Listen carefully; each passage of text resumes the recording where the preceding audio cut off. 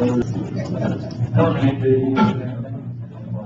let's call this meeting to order. Please join me in the pledge of allegiance. I pledge allegiance to the flag of the United States of America and to the republic for which it stands, one nation, under God, indivisible, with liberty and justice for all.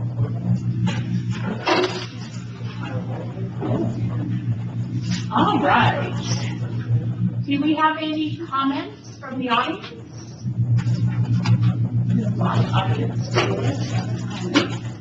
How about corrections to the agenda or the consent calendar? I'd like to pull item 4B off consent for discussion, please.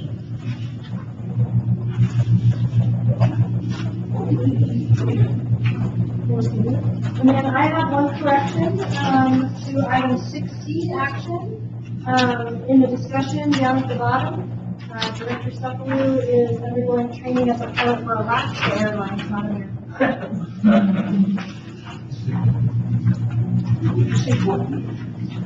What for the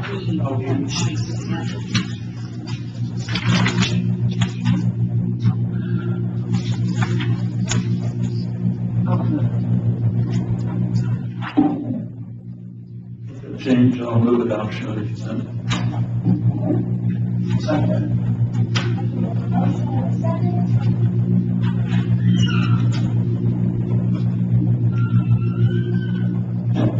And then Terry, so we make that 6E.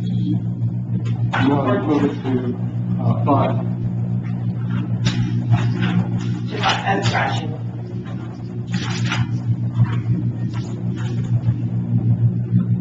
Okay, then I'm sorry. Asking it. And so now we will discuss 4B, which was previously on the consent calendar. Virtual board meetings related to Assembly Bill 361, due to COVID-19 state of emergency proclamation. Right, I guess the reason I want to hold off is, I don't personally feel like we're in an emergency anymore, even though that the governor still has it as an emergency. And, we looked at the mask mandate, and the district is really operating fairly normally now, so it seems like we ought to,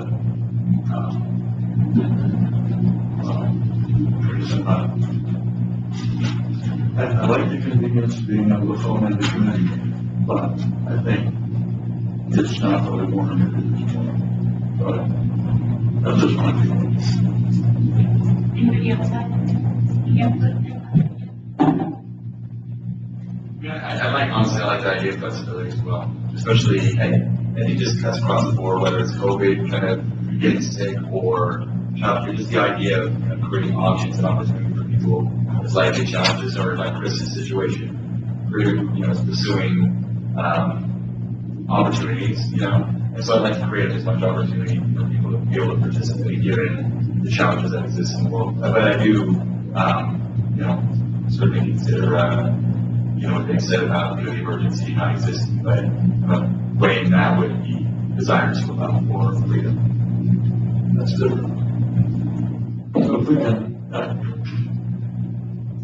I think what you're saying is, if we could reform the way we do meetings to allow more participation,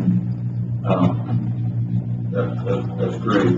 But declaring an emergency in order to make that happen, when I just don't feel like we have that the emergency exists anymore. So.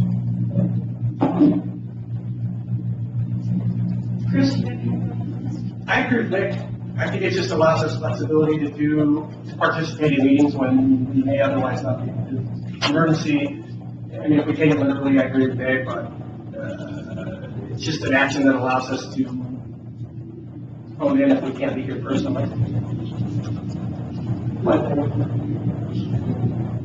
But for board members, there is a mechanism. If you're going to be somewhere, you can declare where you're going to be, and it has to be part of the public notice that you're going to be on, Timbuktu, then our ratepayers can be there right with you. to be on that phone call. So, as long as it's announced, I think there's a mechanism for board members to participate remotely, correct? Yes, that's correct. The board member is in another location.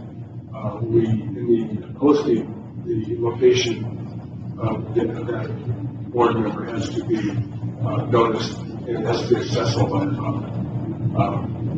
All the times we've done it, I don't think we've ever had any public show up at one of the spots, but there is that mechanism that allows that to occur under the normal Brown Act rules. This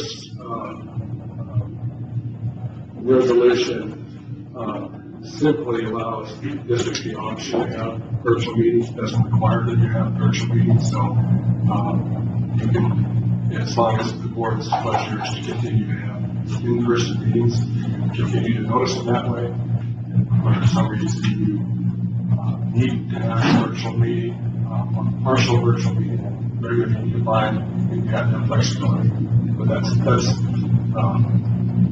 just gives you the option. I personally don't see the harm in pushing it out another 30 days with this now coming off state mandates and requirements. So I don't know, it's got to come up again next month, so I guess that would be a good time. What's the So 2023. Yeah, end of 2023. 2023 is when this whole executive order will kind of expire.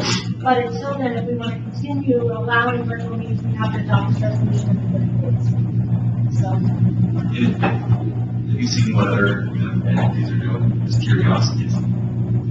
DORADO, Water Association is still doing it, Tahoe City, North Tahoe Community, Truckee, Donna, several of them are are still doing it. Some of them are not even back in the office yet. Depends on who they're talking to. And they're having to do the same thing, there's 30 days. It's gonna have to come up. So, I'm kind of inclined to agree with Shane, maybe let's take it another 30 days. And then, because as you know, with COVID, things can change in a heartbeat. And so we are just, I know the college still has masks, even though the mandate's been taken down, and they're not even gonna consider, not having masks until this quarter's over, which is 3 weeks away, so. Yeah, I hear you. I'm just real sensitive that government overreach. Right. Emergency declarations are very useful and convenient and easy to abuse. Yeah. And so I think when we had the Tamarack fire, that's an emergency. We had these are clear emergencies, and we looked at them when the emergency was over. So we need to list this thing when the emergency is over. So if it's the pleasure of the board to get through that next month, then let's do it. Does that sound good to everybody? Yes. And we should vote on this? Okay. We need a motion. So I'll move that we approve, is it just to approve the resolution? Yeah, I move to approve resolution number 3207-22, allowing for South Tahoe Public Utility District to conduct virtual public meetings for 30 days. Also. We have a motion and a second.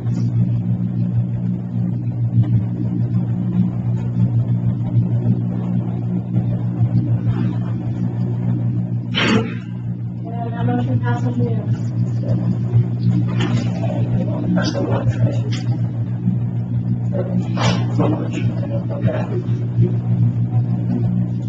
Okay, that brings us to 6A, 2022 asphalt patching services fund.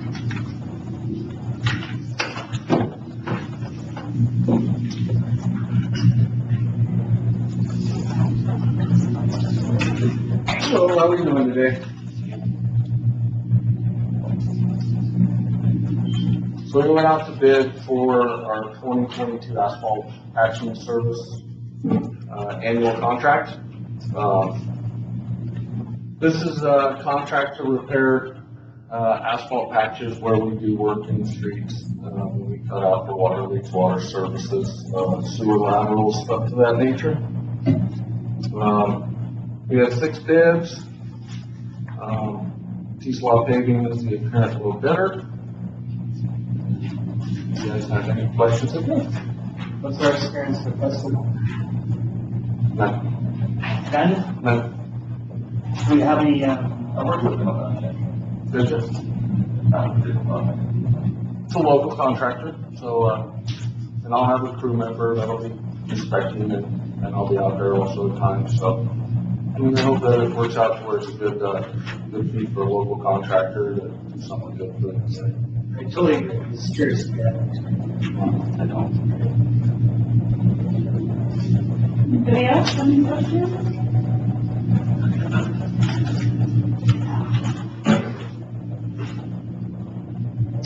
I will move that we award a contract to the lowest responsible bidder, T-Slow Paving and Excavating, in the amount of $303,031. Second. We have a motion and a second.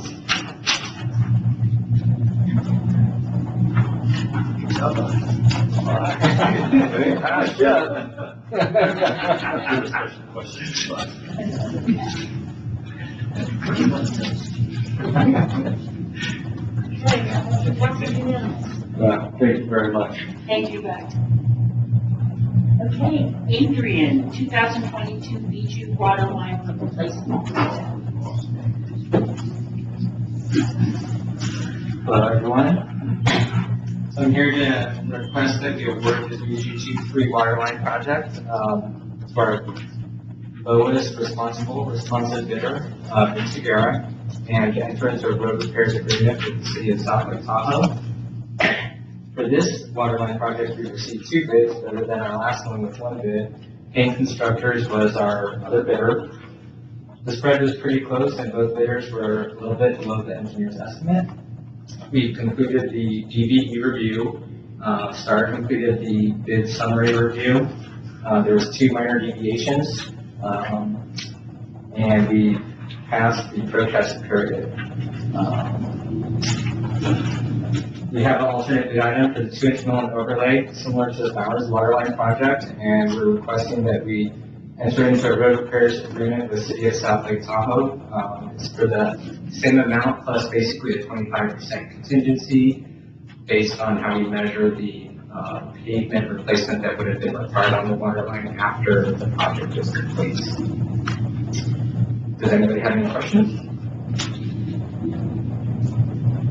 Just less about the project, but just when was the bid for this developed? And really what I'm curious as it relates to, kind of older bids as it relates to new cost. I'm seeing, with this being lower than, engineer's estimate, just that dynamic. When was the bid? Yeah, I mean, was the bid 6 months, when did you guys develop your cost estimate? At the end of the design. Okay, so what was the end of the design? It was in the fall, I would actually say the winter of last year. So right towards the end of the year, probably December. So right when we finished the design, we built the specs and we do all of the bid items, at that time is when we developed the engineering estimate. Okay. You just with the increase of cost, kind of just, makes sense that. That's why I was curious how accurate you got with this particular one. Yeah, so those numbers are newer than what we just- built the budget on. So, I've actually, since the bid opening, increased the budget for both this project and Bowers project on the 10-year plan. So since we talked to each other in the last 2 weeks, we've had to make that adjustment because my budgeting numbers were older than his engineer's estimate, which was based on like current trends. And so and the budgeting amount is kind of based on a dollars per foot, like $450 per foot of water line, whereas the engineer's estimate after we develop the bid items is basically I'm putting in for each bid item what I think that's going to cost. So it's a little bit different basis the way we develop them. I think it's really positive, just, look at the discrepancies we've seen between older estimates and today's costs. That as things get closer, those gaps reduce the gain. About $50 a foot difference between how the budget was originally built and the engineer's estimate at time of bidding. What was the last time you had a budget? So those numbers were based on, basically 3% more than what we saw last year. So the cost of water lines went up by about 15% this year, but they were captured in the engineer's estimate, that increase, just not much. Are you ready for a motion? Okay. So we've got 3 items here. Number 1 is to waive minor deviations identified for the apparent bidder. Number 2 is award projects to the lowest responsible bidder, Sierra Construction, in the amount of $1,993,600. And number 3 is enter into a road repairs agreement with the city of South Lake Tahoe in the amount of $256,750. Move staff recommendation. I'll second that. Do you have a motion and a second?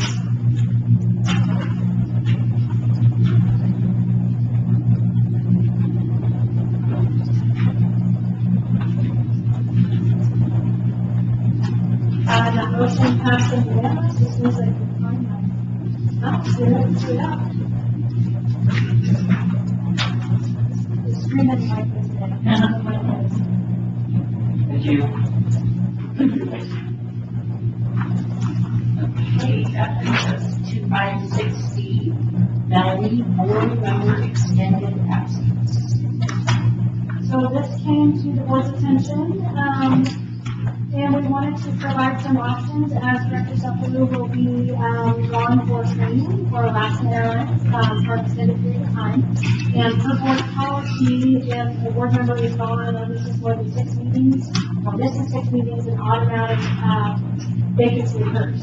So we didn't want that to happen if it was not with the vacancy. So this was the option that was provided, and so the board we're asking for a second to approve the motion.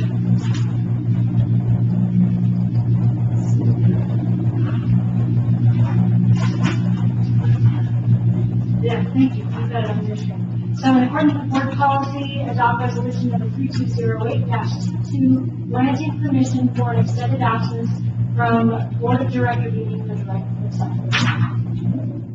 Before we go to a motion, is there any public input on this? Well, normally public here, and the agenda was posted, and no one called in or asked any questions. So I would believe that there's no one. Very thank you. I'll move the staff recommendation, I'll move the, what you just read. I'll second that. We have a motion and a second. I don't have, Yes, you can have one.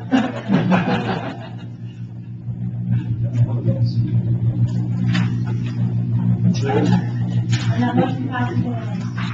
thank you for that. I appreciate that. So that moves us to payment of claims. I move approval of payment of claims in the amount of $1,503,480.33. I'll second it. We have a motion and a second.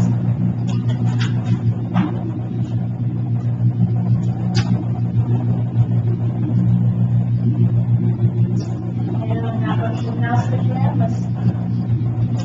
Okay. So that brings us to standing and ad hoc committees and liaison reports. And I'm gonna start here. Director Sepulveda needed to resign from the finance committee. And so I appointed Dave, very nice, to agree to that appointment. And that was retroactive as of March 1st.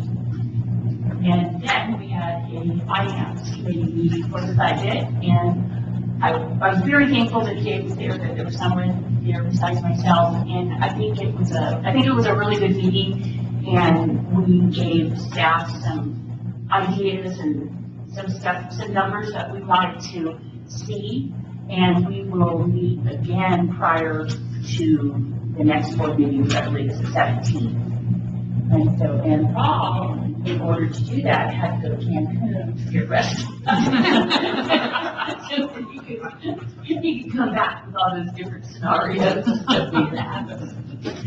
Have anything to add? Sure, I'll just say, we are looking at we deferred rate increases for 2 years during COVID, and unfortunately that got us way behind, and our infrastructure is in sad shape, especially on the water side, so there's a lot of work that needs to be done. We went through the CIP workshop Julie conducted with us, and there's just a lot of work to do.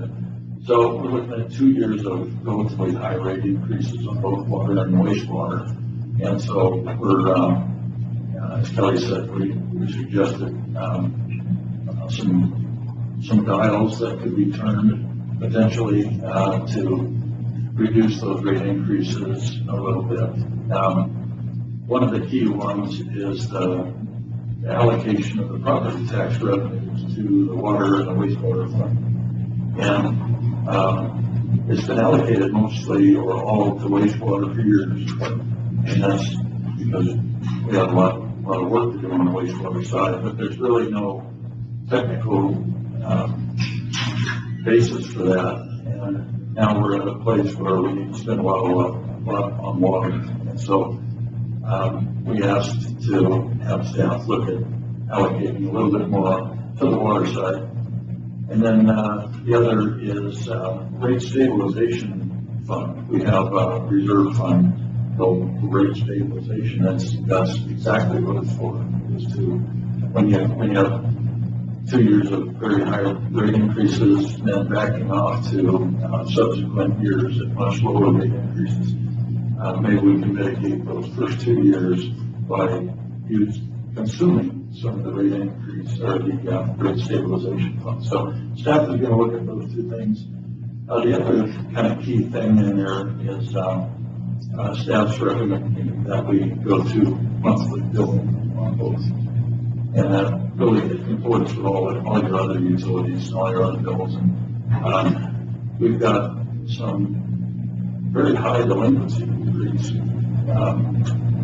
And part of that is it's quarterly billing, and it's a big bill. We get once a quarter, it's hard to plan for, so staff is recommending that. That'll be a policy discussion when this thing goes back and forth, but the committee was favorable at this point. So those are the main things that we're discussing. Like Kelly says, staff's going to crunch some numbers and bring them back to us, and we'll be able to go before the board at that point. And we're typically planning to do a board budget workshop on March 23rd. And maybe prior to that with the finance committee. I was wondering if you could hear from Shelley, get some thoughts on the board about our public outreach process in regards to the rate increase, potential rate increases.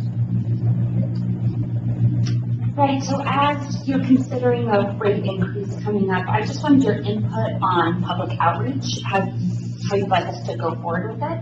So normally we do extensive public outreach during the Prop 218 year, and then we don't do much rate focused outreach mid-cycle because our customers have already approved rates of this magnitude. So our mid-cycle outreach normally focuses solely on like planned and completed projects for the year. So the website's updated to reflect our annual CIP. We send out a press release in the spring highlighting the projects that we have planned. At the end of the year, we submit an opinion article reflecting on goals achieved. And then throughout the summer, we have social media posts that reflect what the district is doing, as well as some, radio and TV interviews on projects planned. And the public obviously are welcome to attend the board meetings where you guys are talking about this twice a month. So this year is a mid-cycle year, but it's unique in that we have had no rate increases the last 2 years, and that you're considering rates that are higher than the originally proposed steps, but within that 218 framework.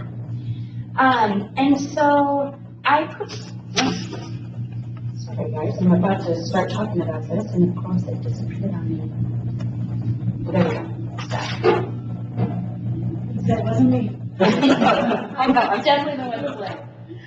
So, as such, I'd like to propose that we focus our public outreach for this rate increase primarily on the project need of our system, and mention the cost. This is different than a Prop 218 cycle where we're focused so much on what the cost is going to be and what that cost is going to get to.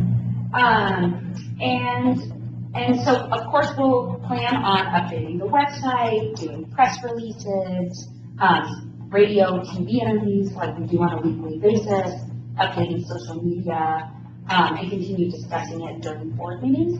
My question to you is, what would you like to do more than what we do during the normal mid-cycle rate increase because of this difference in this year in particular? So some options for that are, do we want to send direct emails out to our customers? We have about half of our customer email addresses.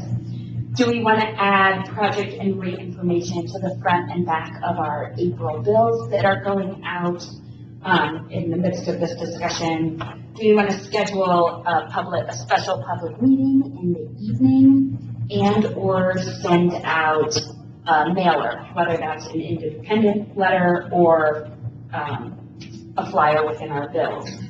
So of those additional public outreach measures, there are some additional costs with designing and distributing a mailer. That ranges from, $2,000 to $12,000 depending on how we do it. And then, of course, staff time to prepare and host and present a public meeting, which I'm happy to do any and all of the above. I just wanted to get your input since this is a little bit of an unusual circumstance than our normal Prop 218 cycle. And that's for more outreach. Doing essentially the things you've outlined, or what a standard Prop 218 approval process would be like. I would say too, just as I've referenced it before, but as it relates to the actual messaging, that the explanation as to why this is taking place, both in terms of maybe the existing condition, but at some level you're moving forward to a water system that allows you to fight fire, these type of different things, and include that in the messaging, I think would be, and not make it obscure.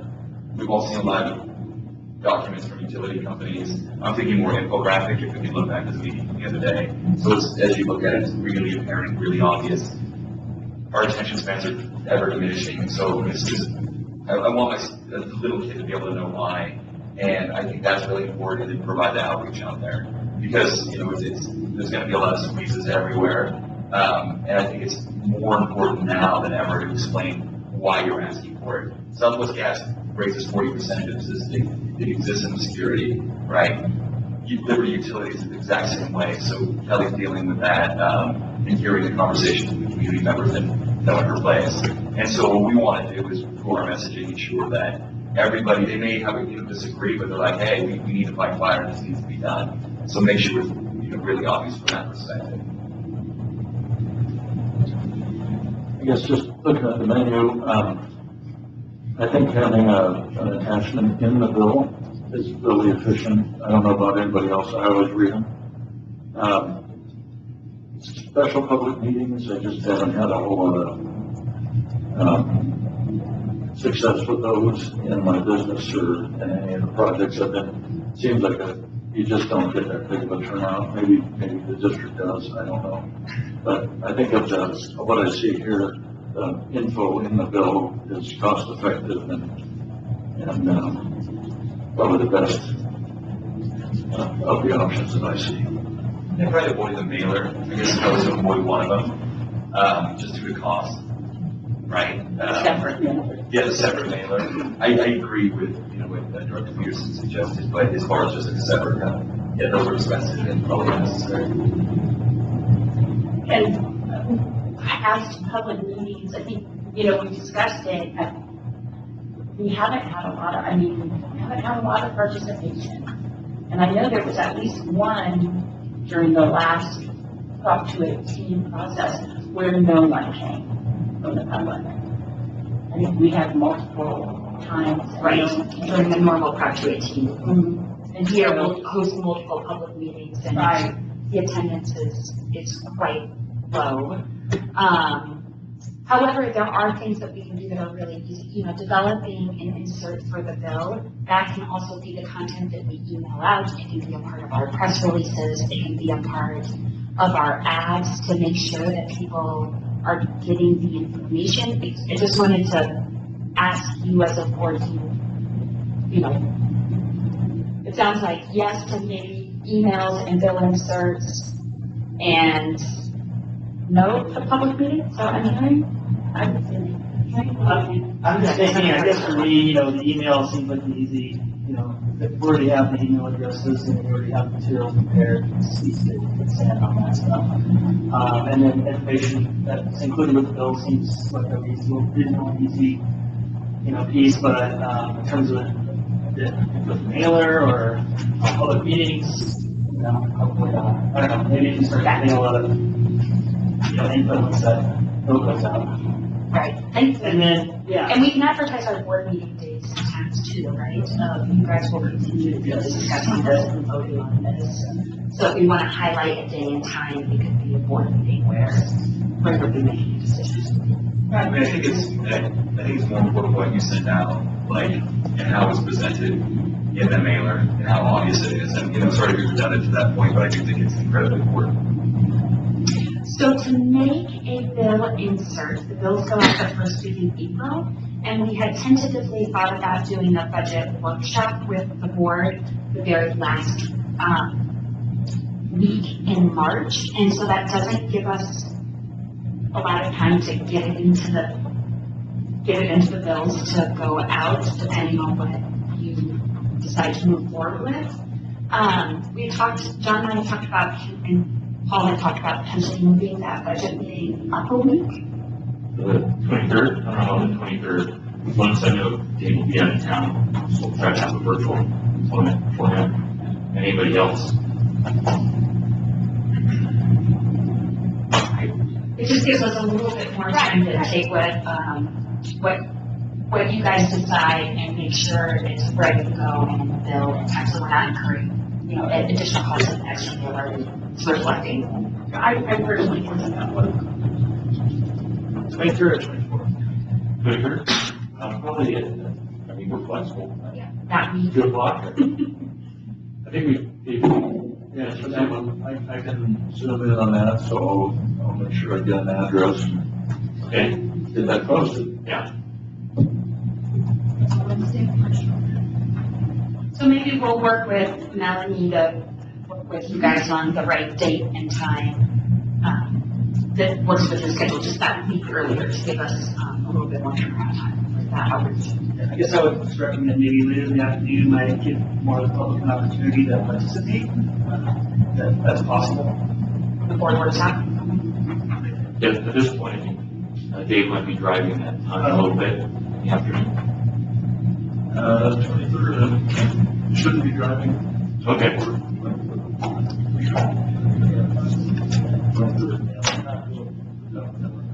So 4 or 5 would work. And Shane, is that something where you think how? I just think later in the afternoon, might give more of the public an opportunity to attend. I don't know. Maybe we do it at 5, it kind of meets that, you know, space, and not doing it in a special public meeting, doing it a bit later, you know, so, you know, it's not. And plan on 5 o'clock on the 23rd. Something like that. I go. I like the idea of a infographic for 2. I'm not sure what that would look like. Well, no, my hope, like after the efficiency meeting, my mind is ablaze with ideas of. Things that are colorful, pictures, less words. I think of Liberty's rate increase bill inserts, and that's something I Right. sort of stay away from, you know, tiny print, tiny numbers. Well, because Yeah, but I'm already comprehend. well, it's hard to comprehend, and I would say, like, kind of from their role to our role, and what we're actually trying to achieve. The need is very apparent. Like, when you look into this, like, you'd be irresponsible if somebody didn't do it, right? And for the long-term welfare of the community. And but why is it being done, right? And, fire, water, all these things that people care about. And again, the captive audience we have now after Caldor Fire, but make it, when you open it, oh, that's exactly why this rate increase is going up. No small print. I'll work something up. So the, one thing I brought up in the committee meeting is, I was on the board of a condo association and we had rates that our dues were real flat for years and years and years. Then all of a sudden, they just jumped in. And the reason is, the building got old, all at once. All of a sudden, the roof needed to be done, the siding, the garage doors, the dock, the deck, everything needed to be done. And it happens all at once. The same thing happened with our water system. It got built largely at the same time, or maybe not all at the same time, but a whole bunch of it got built. And it's met the end of its life all at the same time. And so, we're getting a big surge of need to replace these things. And it's an artifact of, just like a house, it gets old all at once.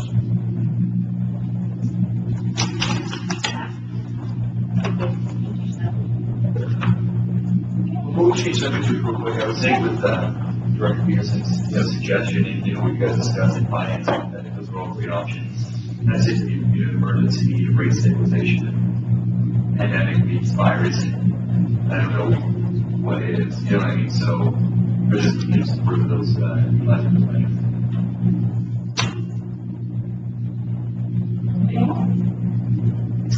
Board member report. We had a couple committees, sorry. Oh, yeah, board member. We had, at the very end of last board meeting, we had a solar, committee meeting. It was, they were, really starting to move. I think the actually itself, I don't think there was anything like terribly, about the design or any of those kind of elements. Everything's kind of is what it is.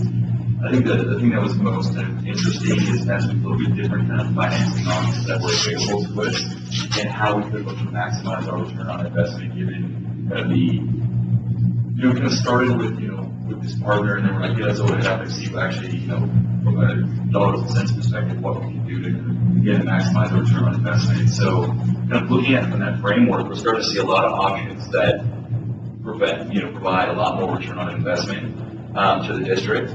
And so I think that time has been really well spent in looking at those options because, you're talking, millions of dollars like increase in kind of the eventual return on investment. So, as we get closer to that point, I just, was positive that we were looking and positive the feedback we were getting. Although in today's world, we may want to flux things and see what interest rates do in the future. So, just I guess to add to that, I like the looking to, settle when we do a close, but found it to be a really, an overall positive meeting. And given all the challenges in the world, we started to see that there was an opportunity to save more money. It was great. Gives testament to staff effort always. And then earlier this week, we had our efficiency meeting. So that was, always really impressive to see, the complexity of all the elements of the district, the cataloging, the documenting, the, baseline assessments and all those, various different things that are being developed and continue to ongoing. Shane, please include some things. But then obviously the thing I kept referencing today was Shelley shared with the group kind of a sustainability webpage.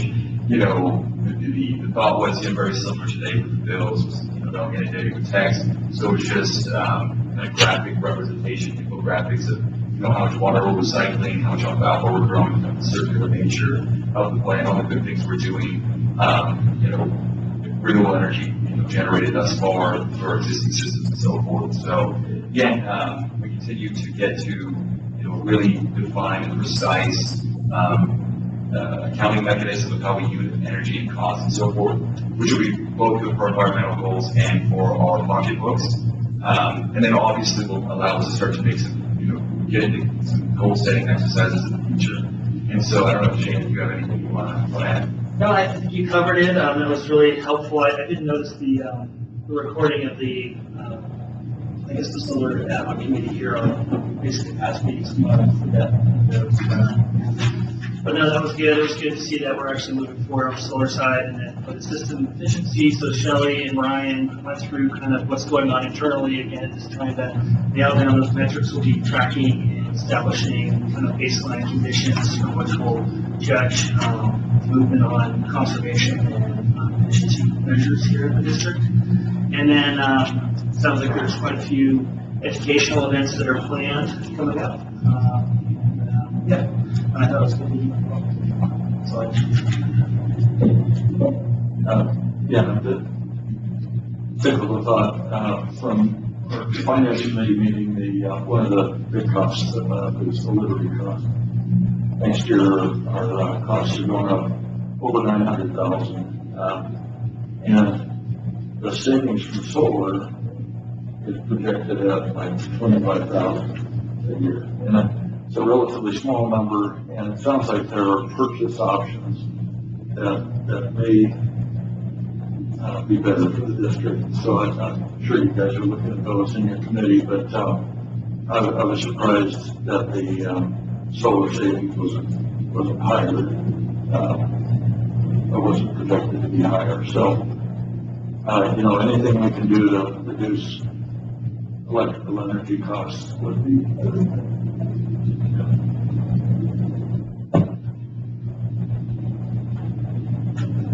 Any other committee? Okay. Do you have a board member report next? Yeah, I guess it's just, kind of to our budget responsibility and, something that DORADO peers had brought up, and as I was kind of sitting and thinking about global events like probably everyone's room, is, something that you referenced that as we think about kind of our budgetary responsibility that everything seems to be part of in terms of cost. I think as it relates to global events, to me, our local responsibilities, our fears that things will become more expensive and just we don't have certainty to it. And so I think we just have to be thoughtful of that as we engage in our budget process. And so I think that was something I thought about kind of routinely over the last week is, what will come to all, in the whole world that we have to be conscious of. Yeah, I made a suggestion to staff to think about, and it's establishing yet another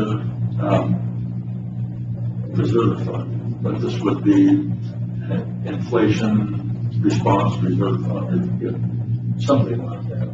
But it would have a balance of money that could be accessed when the bids come over, the engineer's report.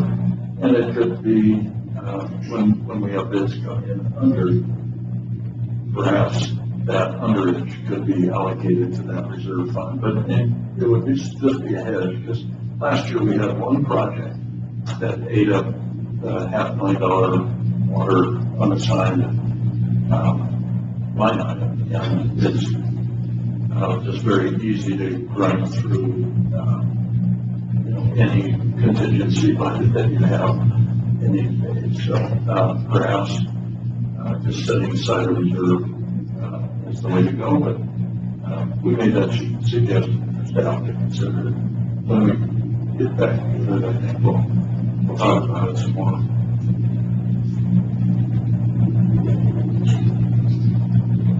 I don't know if I should bring this up, but we're talking dollars and cents, but I guess I had this harebrained idea of maybe creating an opt-in or opt-out conservation / sustainability element to your bill, where you maybe you opt in to pay $5 extra to kick in for things like solar or conservation measures, or creating a park over here on the corner of Black Park Pioneer, something like that, where would be a voluntary thing that a ratepayer could contribute to or not.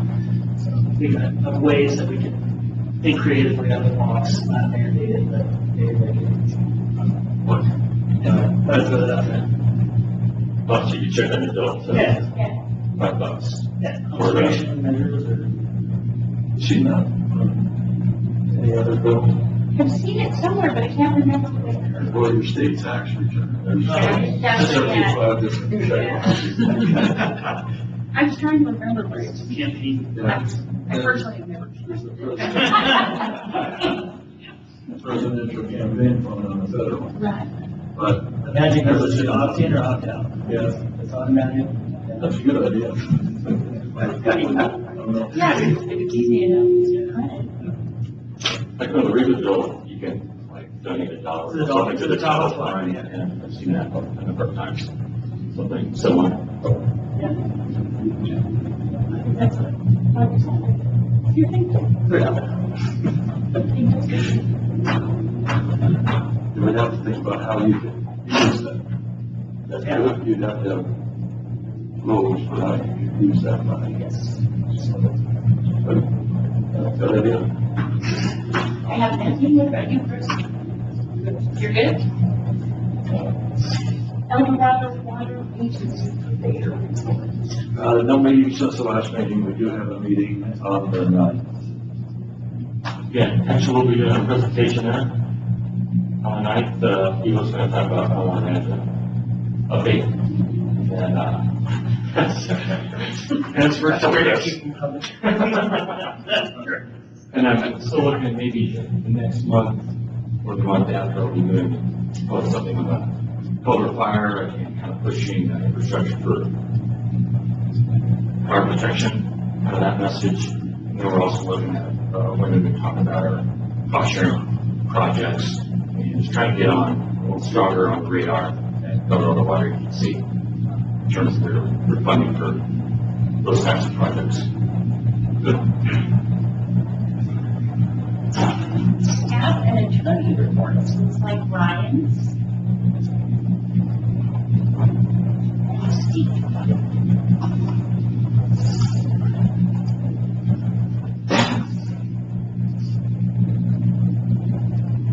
All right, good afternoon. I'm here to give the annual update on our water audit that we submitted to the state. So this will be the 2020 water audit and giving an update out. And then Ryan's going to talk a little bit more about our water leak update. We've done these as separate presentations in the past, but they're so interrelated that we decided to combine them this year.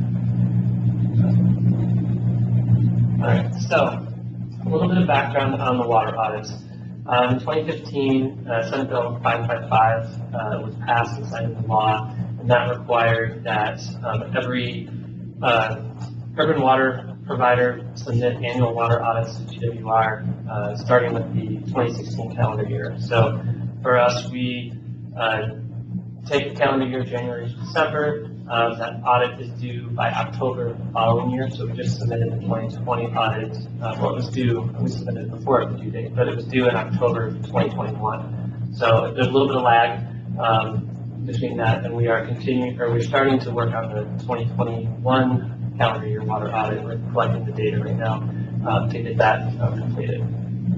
The other part of Senate Bill 555 was that there were formal water loss standards were to be established. And so the State Water Board has been working on this pretty much since then, and we're pretty much to the end of that process, and I'll talk a little bit more about that, but that's one of the reasons I didn't come with the water audit before. I wanted to have that regulatory process almost finalized before I presented this to you guys.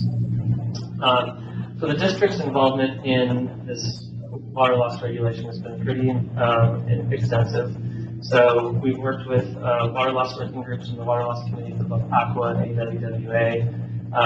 And through those connections we've made in those groups, we were part of meetings with individual state water board members where it was just about 3 or 4 water districts and an individual state water board member. So we were able to bring our issues to the front and center of the board members so they could hear directly from us, but how these regulations would impact us. In addition to that, I recently was asked to provide training to an AWWA training class presented to other water purveyors on how to submit and apply for adjustment requests to the standards, because that was something that I had actually already done, and I'll talk a little bit more about that on the further slide, how that impacted our water loss standard. So there have been about 10 workshops that the state has put on to get feedback and comments, and I think the first one was probably around 2018, and the last one was just a couple months ago. So we've attended most, if not all of those, and been heavily involved in seeing how this regulation has changed over time. So the meat and potatoes of the regulation is the state developed an economic model, and that model takes a bunch of data from our water audits and calculates a standard for water loss, for real water loss that each, and it's individualized, so each water agency has their own standard. So the economic model uses the data from our 2017 through our 2020 water audit. So it's basically the average of those 4 years. With our water loss information from the audits, there's also about 14 different inputs that the state will allow you to adjust. But initially, they developed default parameters for all of those. If you didn't have the data, then you would use their default parameter. And with those default inputs, our initial standard was 23 gallons per connection per day, and that represents a 63% reduction in water loss from our average from 2017 through 2020 water audits. And we weren't alone in having this really large reduction in these initial standards. That caught a lot of people's attention. There was a lot of pushback. There was a big push to have the state do a peer review of the economic model because there were experts in water loss that said that this is not the way to do water loss, at least from a economic standpoint. So the state did do a peer review, and unfortunately that didn't really amount to any substantive changes in the economic model. And the state's kind of stuck to their guns on that. The one good thing that the state has done is allowed the submissions of adjustment requests. And so with that, I took the economic model as it was available, ran through all the parameters, did a sensitivity analysis, saw which ones impact our standard, which ones we had the data for, because if we didn't have the data for, then I couldn't justify a request on those. So went through all of that, and in December, I submitted an adjustment request to the state with 6 parameters that I had requested to use our values as opposed to the default parameters. And so with that, they were all approved, fortunately, and that resulted in a standard of 63 gallons per connection per day for the district moving forward. Now this represents, it's the average of our existing losses out of those 4 years of water audits. So basically a 0% reduction from that average. But the scary thing, I guess, to me, is that we have to maintain this for perpetuity, really. This is also represents, it's the highest possible standard that we can get out of the model. You know, like I said, I ran through all of the different parameters, and this is the highest number we can get. Right now, the formal rulemaking process is wrapping up. Actually, the comment period has already ended. They are expected to finalize the regulation in the 2nd quarter of this year and adopt it in the 3rd quarter of this year. And then compliance will be initially judged in 2028. So the standard is set on our 2017 to 2020 audits, but we're not going to have to comply with that until 2028. But we have to maintain that level of loss for the next 8 years at least, and then every 3 years after that. And so, as Julia talked about in our budget workshop, the CIP workshop, about our water line replacement program and the importance and criticality of getting that up and running, this is just another example of why that's going to be so important for us in the future. So, the results of our water audit. This graphic is something that I provided each year, and so I just added on the 2020 numbers to it. From a regulatory standpoint, the real losses per service connection per day is the number that we will be judged on. So that top line in the table is what we're going to be judged on. The other items on here, I've just included them just to be consistent with what I've presented in the past. And there's, annual cost of real losses, and the NRW stands for non-revenue water. So that as a percent of our total operating cost. Interesting metrics, but that's more for us to take a look at. It's not anything that we're going to be regulated on. And neither are the infrastructure leakage index or the data validity grade, which are things associated with the water audit. So if you look at these numbers, you can kind of see, I guess I mentioned these are the 4 years that our standard was based off of, these 4 averages. But what you'll also notice is that these 3 are definitely a lot higher than the last 2. And so, what happened between 2018 and 2019 that had our losses drastically drop? And really, all that is we calculated it differently. And so as when we initially started the water audits, we did one methodology to estimate our unmetered consumption. And when I was doing the 2019 water audit, I kind of noticed that, I think there's a better way to do this. And so I did the 2019 water audit that way. And so it does kind of make it look a little, it's hard to see trends right now with the 4 years, or the 5 years that we have up here. So to see trends, I went back and I redid the 2016, 2017, and 2018 audits with the same methodology that they used in 2019 and 2020. And so you can see with those revised numbers that we are seeing a continual increase in our real losses every year. And right now we're at, about our last year was 51, our standard 63. So we've got a little bit of buffer for 2020. 2021, or for 2021, once we get those numbers through, looking at this trend, I expect we're going to be really close to that 63 number, and then we're going to have to maintain that until 2028 and beyond. So that's all I had on the water audit. So before I turn it over to Ryan to talk about water leaks, any questions? I was curious, just get back to that previous slide. Yep. And then our standard is set at 63 gallons per connection per day. And so we were able to within that adjustment to our standard based on some of your different methodologies that were used. So these 4 years that are highlighted, those are what have been submitted to the state. Those are the numbers that have been submitted to the state. So those are the numbers they use to set our standard. It's not going to come back to my understanding? I don't believe so, because both methodologies were valid. But it seems like a pretty significant. And the other thing to note is, it is. The other thing to note is now that we are fully metered, that issue kind of goes away for us too. We don't have to do that methodology in our future water audits. So it just was one of those things that we were in the middle of becoming fully metered, whereas other places are fully metered or aren't, and still are yet to do that.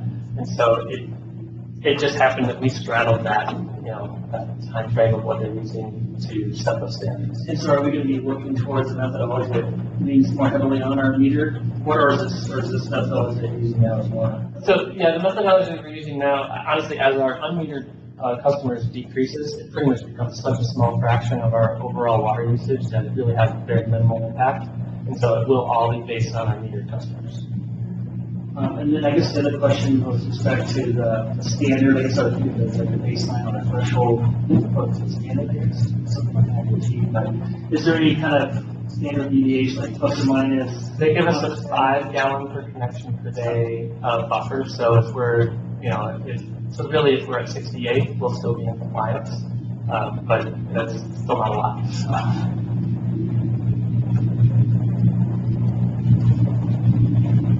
Steve, I really wanted to commend Steve for his work with the state for, I think, over 2 years on this model, which really significantly reduced the regulatory and financial impacts of the district. So, well done. Thank you. What happens if you violate 68? Yeah, well, there were a lot of questions about that. And the state they won't commit to anything. They have sort of a tiered enforcement is sort of the way they've, that's how they presented it in the public meetings of, initially the view, we'll work with you to see what we can do to have you get closer to compliance. Fines are definitely a potential. And also possibly, you know, if we're not meeting certain things, then we might not be eligible for funding. So they haven't fully released that yet, so it's hard to say what it could be, but it's fairly typical of what we've seen in other regulations of, you know, what happens if you can't comply. They want to try to work with you first to try to get you in compliance. And if you're continually a bad actor, then, you know, then they go on different, more heavy-handed enforcement.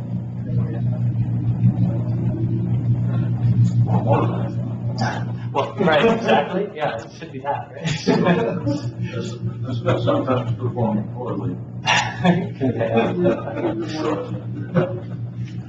Well, I think it's that analysis is the graphs that Julie provided in the CIP workshop that troubling to me that And we've got more of those coming. So we're trying to presentations.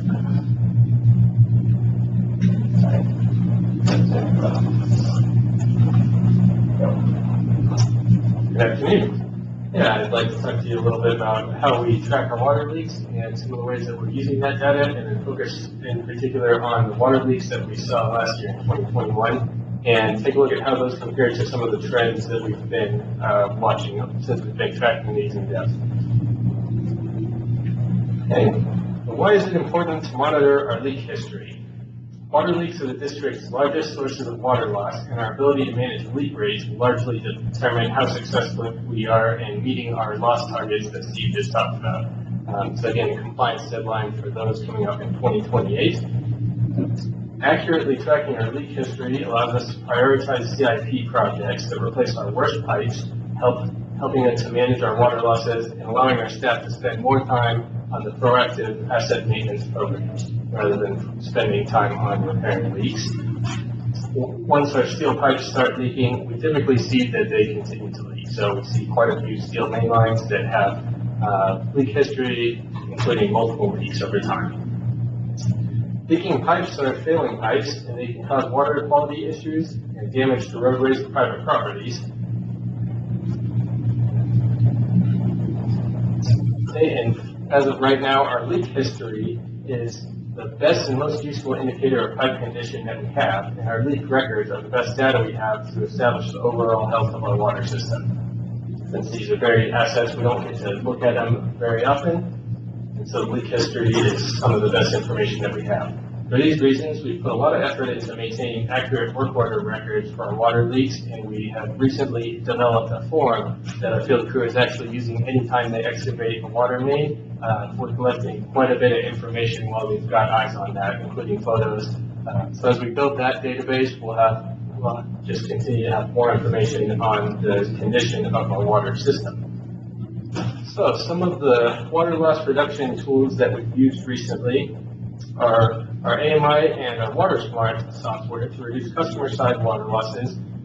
WaterSmart works with the AMI system and receives those hourly meter reads for anyone who has a meter, and it can send alerts if there's suspicious water usage. It looks like there may be a customer-side leak. We've identified thousands of potential leaks with that software and notified the customers and gotten overwhelmingly good feedback from them on how helpful that's been, especially from customers who are not full-time residents. Something new that, DMAs, we've implemented all of the DMAs that we're able to implement at this time without making changes to the system. So these are district metered areas where basically we just break our system up into separate areas where we can monitor how much water is flowing in and out of these areas and kind of better isolate sources of water loss. So we've seen success in the past. If we see a spike in the water losses in a certain area, we're able to kind of investigate that. We have found leaks or other problems before. Something new that we tried last year was Utilis satellite leak detection. This is a company that offers leak detection via a satellite that has a radar mounted on it. So it's ground penetrating radar, and the radar they do a flyover of our entire service area, and they do a bunch of post-processing on that, but essentially ground saturated with chlorinated drinking water has a unique signature in how those radar waves bounce off of it and kind of bounce back up into the satellite image. So this is kind of an interesting new technology. So we gave that a try last year. One of the the things that helps us on Steve's water loss model is whether or not we're doing leak detection on our system over a certain time period. So this meets the state's requirement for doing leak detection on our entire system with one satellite flyover. So the results that we saw from that this past year, Utilis identified 22 leaks that we were able to confirm were leaks, and 19 of those were not surfacing, so we otherwise wouldn't have known that they were there. So that's their big selling point, is that they can identify leaks that are not surfacing and you wouldn't see them. Some of them eventually surface, some of them may not, depending on the topography and what kind of leak we're seeing. So that was good to see that we were able to confirm those leaks existed and get those repaired. And based on the estimated flow rate on those 22 leaks, we saved 180,000 gallons a day, or about 65 million gallons a year, is what we estimate was flowing from those 22 leaks, and then 19 of those not surfacing. So we planned to repeat the Utilis leak detection on a regular basis in the future, and there's potential for partnering with other agencies in the area and getting a break on the cost of that because they can do the flyover at the same time. So we're looking into that. Baseform is another tool that we've used recently. That's a cloud-based AI solution that we've been using to help us leverage our water leak data, and we use that for long-term planning, and we have some more slides on that at the end of the slideshow to give you a little bit more information on some of the what we pulled out of that this year, but that's going to be in development. The last one I'd like to talk about is pressure management. More and more data is coming in that shows that high system pressures as well as pressure transients put a lot of strain on our pipes and can cause those to fail at pre-existing weak points. So optimizing system pressures often requires making changes to the system, whether those are capital projects or sometimes operational changes. So we are aware of several areas of our system where there are higher than average pressures, and where we have some plans for projects that could potentially mitigate that in the future. We're also exploring technologies that can detect pressure transients that you otherwise can't detect.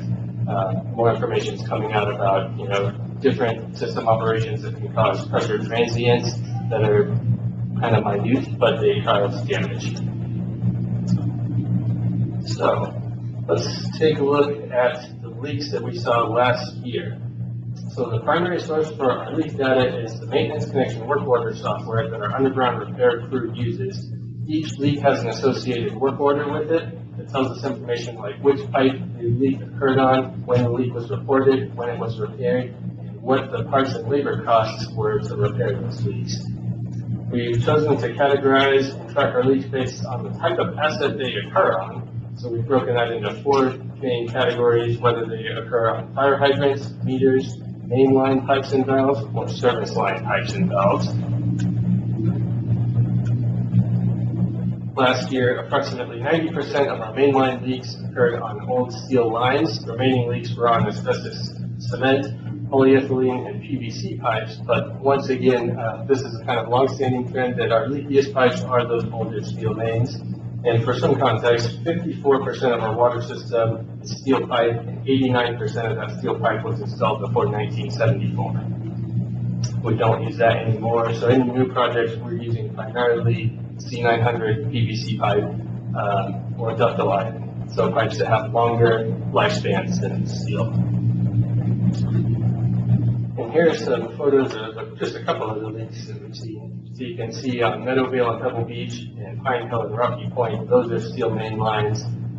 These are some of the leaks that we see. That one on Meadowvale actually is leaking from 2 different spots on there. It's not uncommon for our crews to dig down on a leak and find 2 or 3 repair clamps that are in that same excavated area. So we're seeing more and more leaks on the same pipes and more leaks overall, so I'll talk about those numbers. But this one on Iron Mountain, this is kind of an interesting one. This came out of our Utilis survey, and this was a fire hydrant leak. And so you can see that it wasn't really surfacing. It's not very apparent, but you can see there on the left that there's lots of green, healthy weeds growing. And on the right, not so much, so you can kind of see where that water is going. But this was kind of an interesting, these are some of the indicators that we can see, but it's hard to find these unless you know what you're looking for.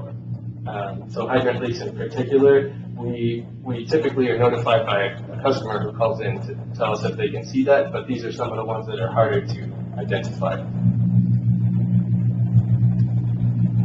Okay. Looking at a breakdown of the 2021 leaks, we saw 229 leaks total. This is broken down by asset type, the way that we categorize those. And the breakdown is fairly typical based on historic data. Meter leaks are fairly rare. Mainline leaks are most prevalent. We did see an increase in hydrant leaks repaired this year, and part of that was due to our efforts to perform condition assessment on all of our hydrants system-wide. So during the process of that condition assessment, we actually found some leaking hydrants and were able to repair those. So in the past, like I said, primarily hydrant leaks in particular kind of came in through customers who would call and report those for the fire department if they were out there using them. Annual numbers of service leaks have been fairly steady since 2009, but they have been trending upward over the past 4 years. So we've seen more leaks on customer water services, and we've been replacing some of those more recently. They're in real bad shape. 2021 was a big year for mainline leaks, and we saw actually a 30% increase in mainline leaks over our previous 3-year average.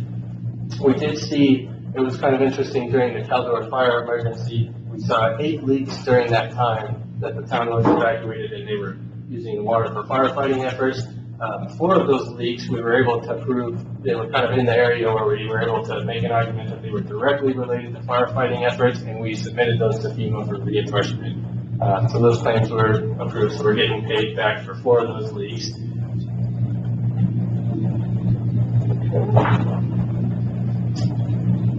So here's a map of what our leaks looked like last year. So overall, I mean, they're fairly spread out across the system, which is fairly typical for us, but we do see clusters of leaks in a few of the common problem areas that we're aware of. So some of those are in the Park Avenue area. Up by State Line, we have identified a project to replace some real bad mains out there. We have another cluster near this Herbert Avenue War Road area, which has been a pain point for some time now. We have those are some of the worst pipes in our system.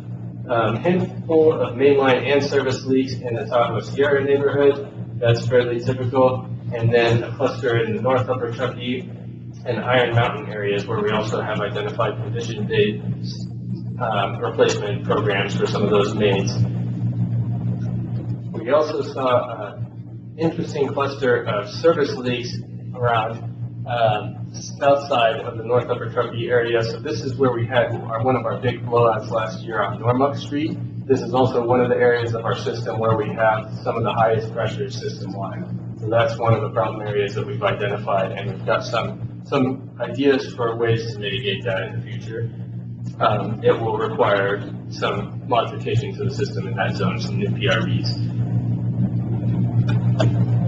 And you'll notice that out in Myers, where we have far more AC mains, we see fewer leaks, especially mainline leaks. There are some service leaks out there, but this year you might notice the Christmas Valley area is kind of cut off on the large map. We didn't see a single leak out there in 2021. Christmas Valley is almost all AC mainline. So typically we see a couple of them out there year to year. Last year we didn't see any of those. So this again kind of indicates, that those AC main lines, they're not as leaky as the steel lines, but when they do go, they can blow out and cause a lot of damage to the roadway. We saw that on Normuck Street was an AC main, and that was our largest leak last year, and it resulted in extensive damage to the road. It's going to be very expensive to repair that. And so here's a breakdown of our 2021 leaks by month. This is fairly typical trend based on the historic monthly trends, with 2/3 of the leaks occurring between May and October. We did see more leaks last year in off-season months than we have in recent years. Frequency of water leaks does seem to correlate somewhat to demand, but our total production in 2021 was about 5% lower than in recent years. And actually, July, August, and September production totals are among the lowest on record. But this is fairly typical that we see these leaks jump up in the summer months and kind of slow down in the winter months. That's potentially because of changes in demand, and also if there's snow in the ground, it may be harder to identify some of the leaks in the winter months. We do get a lot of calls about water flowing, a lot of calls that are investigated and determined to be groundwater. So that can be part of it as well, but this is fairly typical. Comparing our total number of leaks to previous years, this is a graph that I update each year.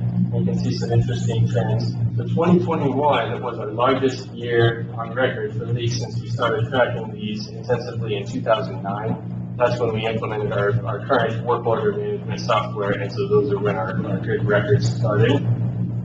You can see that there's quite a dip in leaks between 2013 and 2017. We attributed those to the drought years. We had far less production during those years than normal, and local and statewide outreach efforts and regulations put water consciousness at the forefront of many people's minds. But you can see that 2018, 19, and 20 are kind of back in line with the trends that we were seeing back in 2009 to 2012. So over the last couple of years, leaks are trending upwards, and last year was the highest on record as far as the total number of leaks. And then 2020, we did see a dip. That was our COVID year, and we saw far fewer leaks, especially in the summertime, than we had seen in the previous years. Okay, so looking at the cost of repairing these leaks, we track this. So this is our 2021 average repair costs. And we break these down by asset type, and then I broke them out by parts and labor. So those are the two kind of groups of costs that make up the total cost. So the largest portion of the repair cost comes from the parts category, which includes big items like asphalt patching and equipment. And then mainline and service leaks are more expensive, mainly because they require work on the street. So it taps into that more expensive equipment to excavate, and then larger areas of the street that we need to use asphalt patches on.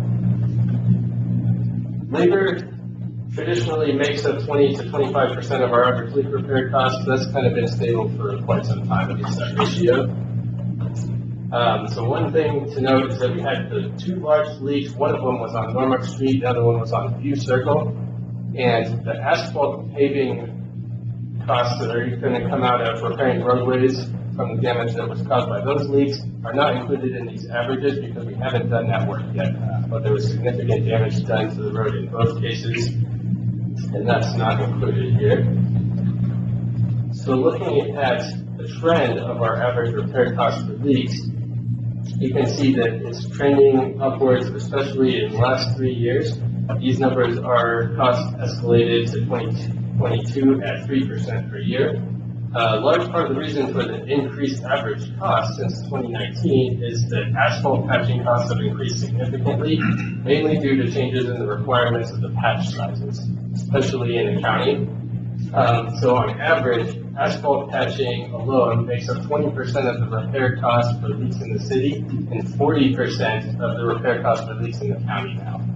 Yeah, so this change took effect right around that time of 2018-19, and essentially the county is requiring us to use more extensive asphalt patching depending on the state of the roadway and location of the leak.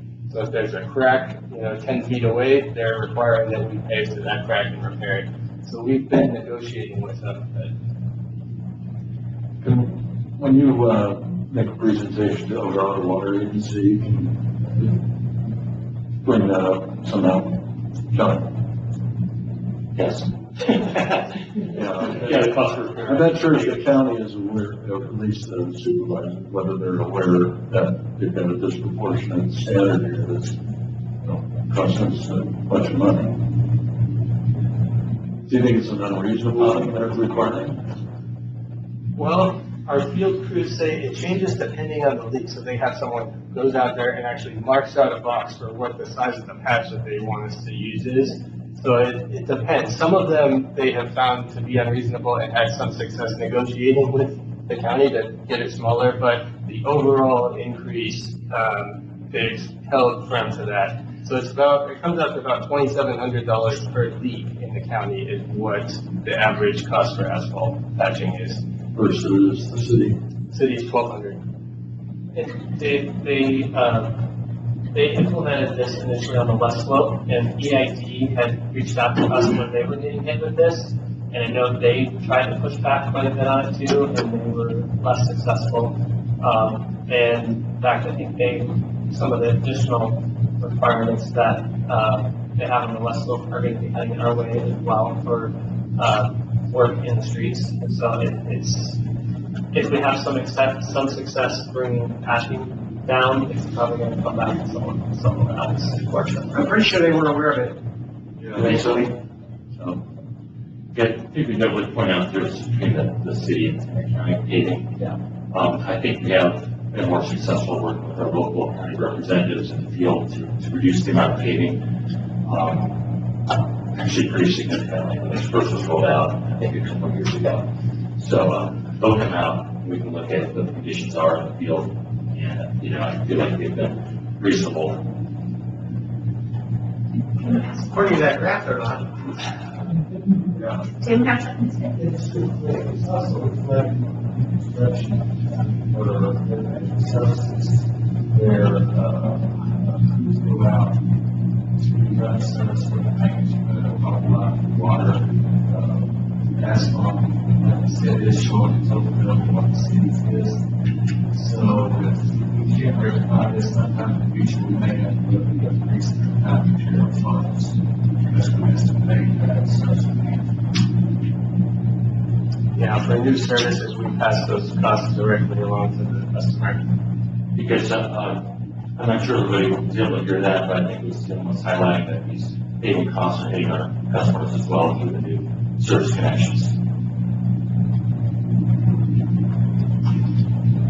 Yeah. This may be over on the water agency, meeting isn't the proper forum, but at some point we need to look at this. If it's unreasonable, there's no way the city should be lower standard than the county for repaving. Unless the city is too low. I know the city is constantly interested in increasing the amount of paving in the same manner, but, I don't know if the water agency is necessarily the right, it's going the opposite way. But I'm happy to go in front of the county. Yeah, so this has been a significant impact on the average cost of leak repair, and if our total leaks continue to trend upward, the impact will continue to increase, and we'll feel that. Another factor besides that is that we are seeing over the past couple of years an increase in larger leaks that are requiring traffic control, more labor, and more damage. So that results in larger crews on site. For some context on that, in 2021, 5% of our leaks individually cost more than $10,000 each, compared to 1% of leaks in 2020 and 2% in 2019 that cost more than $10,000. So we are seeing more larger, more expensive leaks.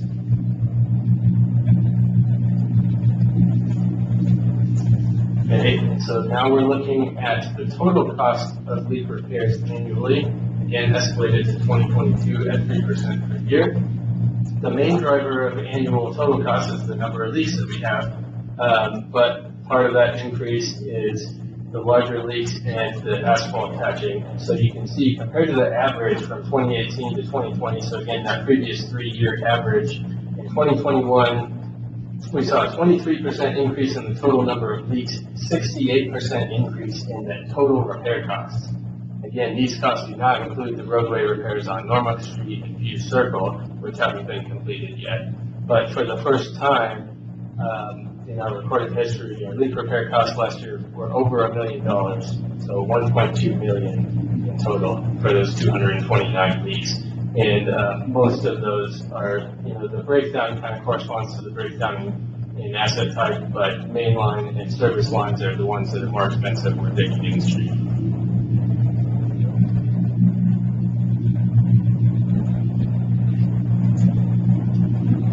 But you can see that, overall, the trend matches that historic annual leak chart.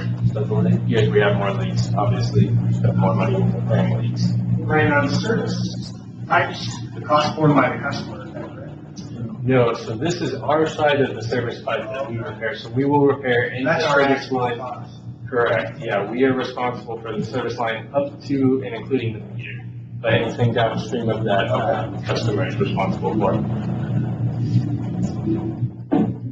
Yeah, I think this graph really tells a story that I was coming to before. When we go out to the public and talk to them about the need to really start taking our replacement program seriously, I think this really shows this escalation over 5 years pretty clearly. Yeah, and we do expect that to continue. So the next slide, we'll be talking a little more about baseline, and Steve will be telling you some of the data that we're pulling out of that software and what we're doing with it. Thank you, Ryan. So, I know I gave a presentation to the ops committee on baseline and what it is.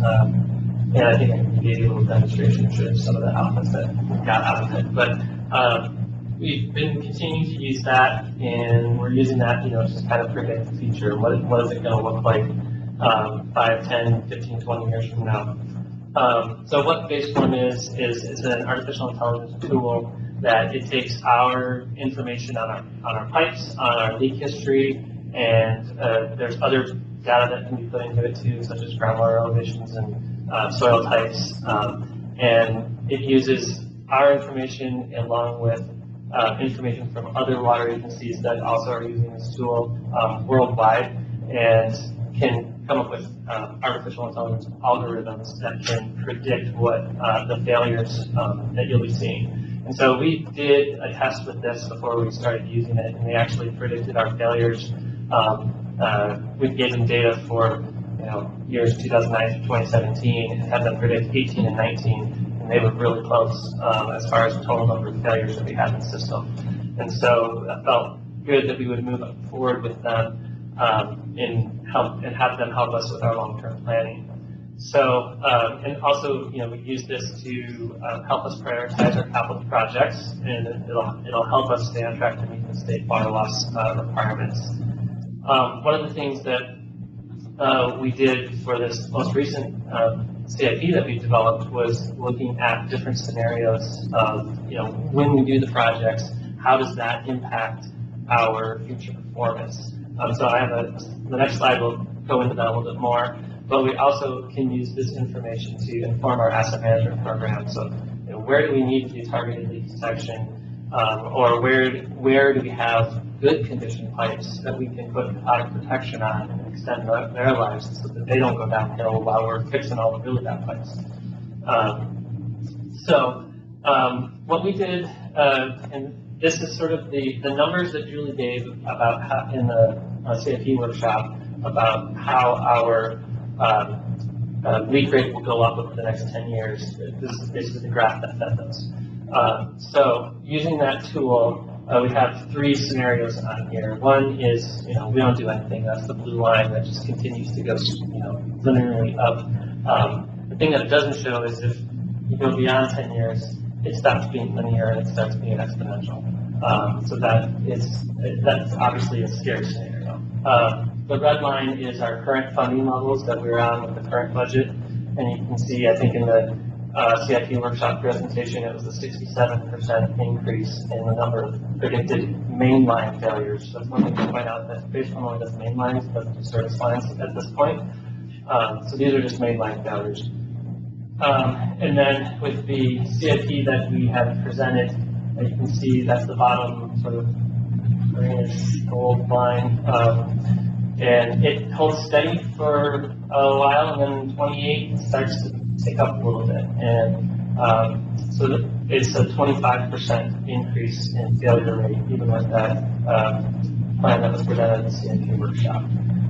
And so, we can tweak this and come up with all different scenarios. We can find out what we would need to maintain, what we would need to decrease our leak rate. And so it's a really useful tool for us, and I honestly could probably geek out with you guys if you really wanted me to, but I'll stop with that in there right now, and then I'll talk about the next steps that we are using with that. And as we talked in the CIP workshop, and David brought up incorporating consequence of failure into that tool as well as something we're working on. And so they have the ability to sort of model our system, see where, if there's a failure, how many customers that takes out, and what's that impact. And you can assign dollar values to those things.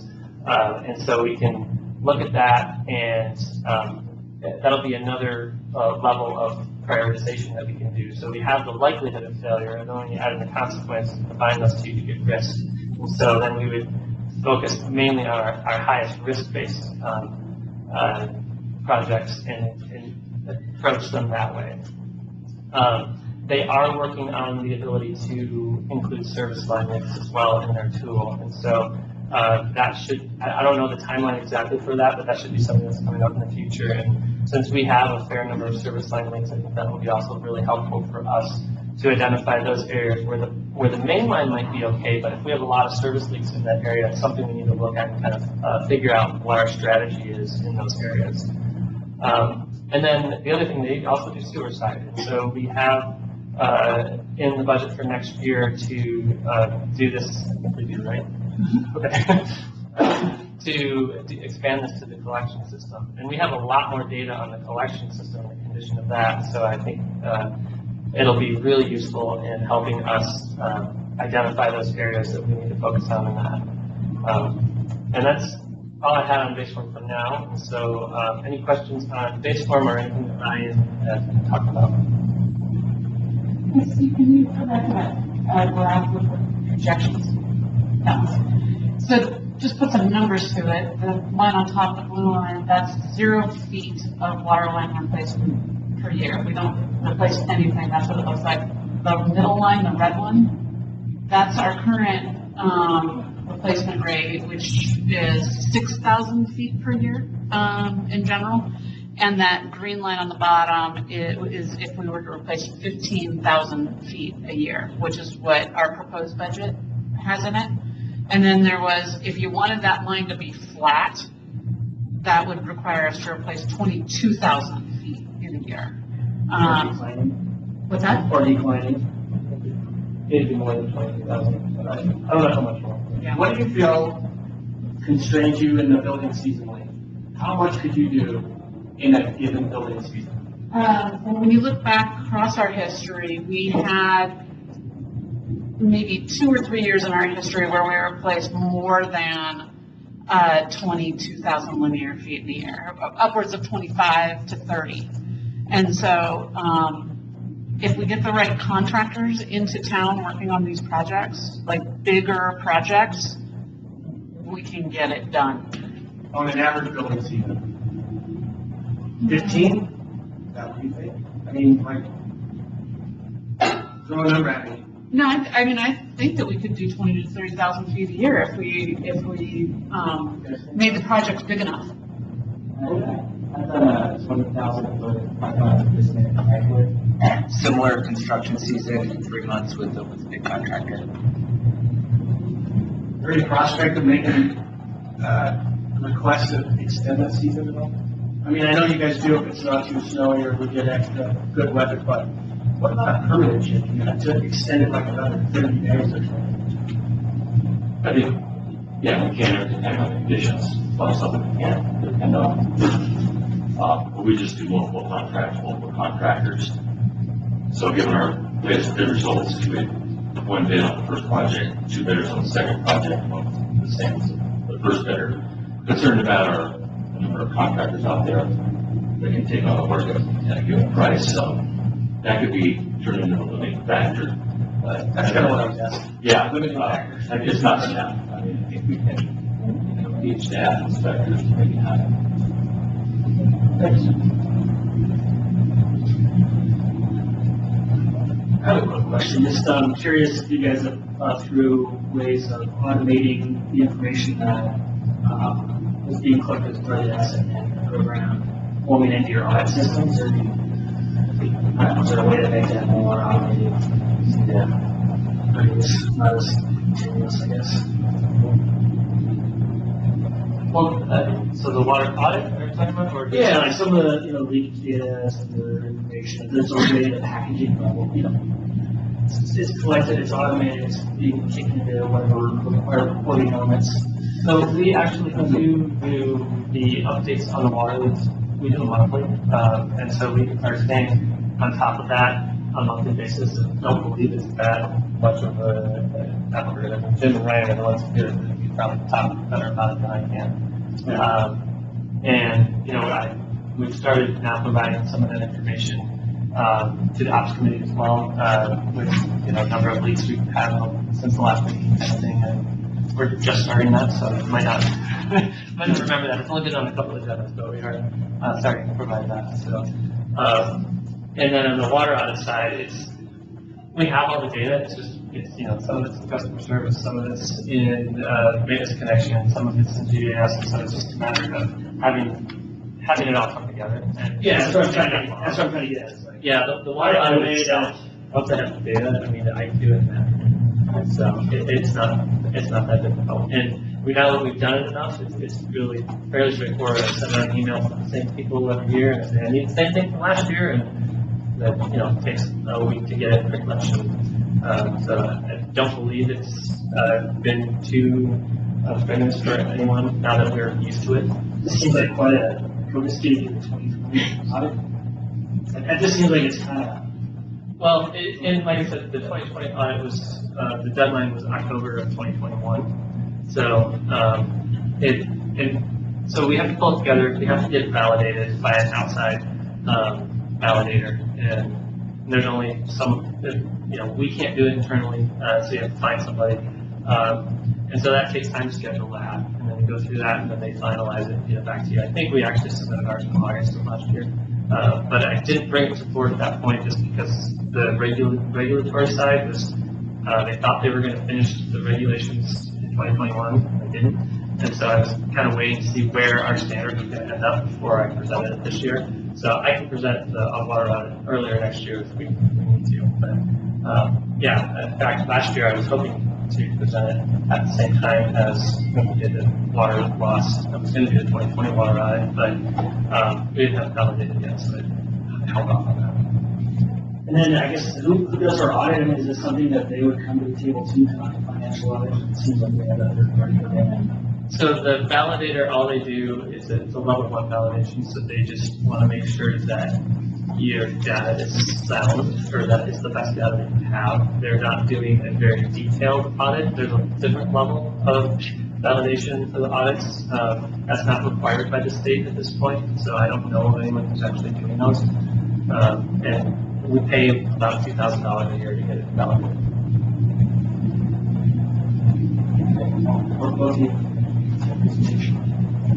Thank you. I just had the CFU workshop. There was discussion of kind of rate increases as related to square footage.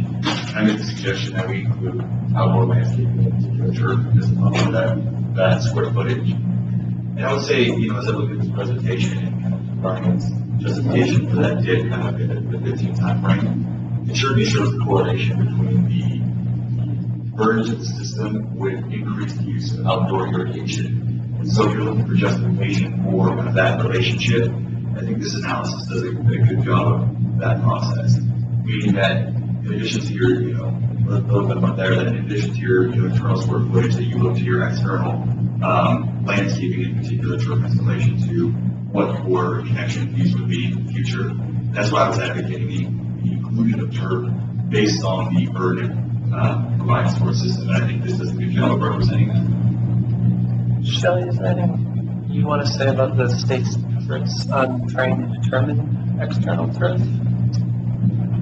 We talked about it quite a bit in the system efficiency meeting, so I don't think at this time. Okay.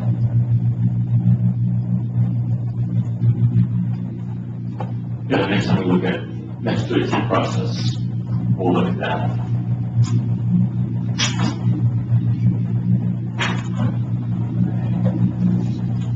You can open it, please.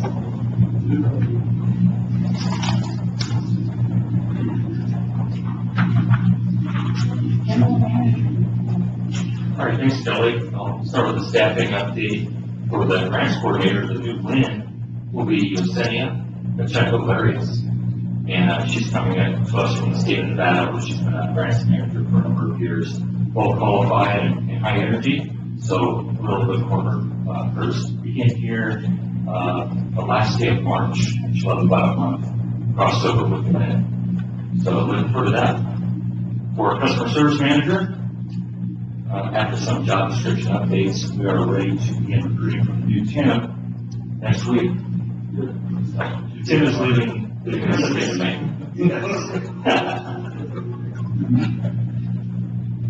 And we are advertising for a lab tech still, and we're also advertising for a water resources manager, and Steve will be retiring later this year, so lots of changes already. COVID update, no COVID at the district, and in line with Cal OSHA requirements, masks are no longer required indoors at the district, and we are continuing many of our virtual meetings here internally, where we found them to be efficient and effective and actually better attended, especially by field crews. So, and hopefully, perhaps this will be my last such COVID update for a while. And legislative affairs, actually quite a bit going on here, because we envision that lots of federal and state funding will become available this year and into next year, much more than usual. And we want to be aware of the disbursement schedule and present our projects in the best manner possible. The correct projects described most appropriately in the correct light relevant to the funding guidance as it comes out from the various sources. On the federal side, I'm working with ENS. The funding guidance for the Infrastructure Job Act has just come out, $7 billion. These funds will be coming into the state of California through the SRF program. And we put together $20 million in waterline projects, and these will be ready for submittal in the next couple of months, including all the environmental documentation. And we expect these funds, a lot of these funds, to be 50 to 100% grants. So I want to get our projects in there and get them in line, and really follow that funding guidance that's presented to us to maximize our probability of success on these grant applications, especially when we expect them to reference fire resiliency in disadvantaged communities.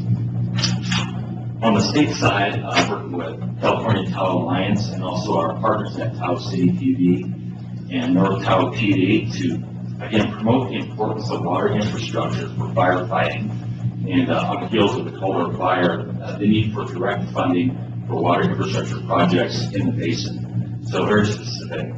And we've developed a fact sheet recently and a set of priority projects, and the district has $18.6 million of waterline and fire hydrant projects on that list. There's going to be a substantial state surplus, and we see significant funds coming available in the next 12 months, let's say, for direct funding, and projects that are really shovel ready will, we think, have much higher probability of getting funded. So these projects will be shovel ready actually in the next 3 months. We're just finishing up the environmental documentation on them. So again, on the state side, working with a lobbyist through the California Tahoe Alliance, that's Platinum Partners, and then we have another state lobbyist with Tahoe City, North Tahoe, Houston McManning Associates. So we're communicating really extensively, directly with our state representatives, with Senator Dolly, running for governor, and many of the other legislators around the state, especially in Northern California, that are especially interested in the fire resiliency issues. So, lots going on there, lots of money coming our way, and hopefully we'll grab some of that with the new win. That's all I have. Any questions, comments? That's all great news. Thank you, Pat. Of course it is. For sure. And in our last year, it was our highest grants year ever at over $5 million. So no pressure for them.